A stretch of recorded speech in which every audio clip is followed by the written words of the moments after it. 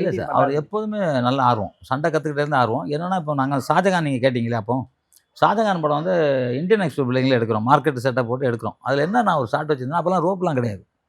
பைக்கில் போய்க்கிட்டே இருப்பார், ரவுடிங்க ஓடி வருவாங்க. பின்னாடி ஒரு பொண்ணை காப்பாற்றி கூட்டு போயிருவாரு. ஆமாம். அந்த ஹேண்ட்பாரில் கை வச்சு சுற்றி அடிச்சுட்டு ஒரே ஷாட்டில் உட்காரணும். நான் லைவாக பண்ணி காமிச்சு, சார் இது மாதிரி ஒரு அப்படின்னு. அவர் என் அசிஸ்டண்ட்டை கூப்பிட்டு, இதெல்லாம் வந்து ரொம்ப ஓவராக இருக்கும், வேணான்னு சொல்லுங்கள் மாஸ்டர்கிட்ட அப்படின்னு சொல்லிட்டார். ஓகே. சொன்ன உடனே நான் என்கிட்ட வந்து என் அசிஸ்டன்ட் சொன்னாப்புல, இது மாதிரி வந்து சார் இது லைக் பண்ணல, வேணாங்கிறாரு. ஓகே, அவர் வேணான்னா விட்டுருவோம் அப்படின்னு சொல்லிட்டு விட்டேன். அப்போ சவுத் ஸ்டார் வராரு, ஷூட்டிங் ஸ்பாட்டுக்கு வராரு. என்ன எடுத்தீங்க அப்படிங்கிறாரு. மூவியில் ஓப்பன் பண்ணுறாங்க மானிட்டரை.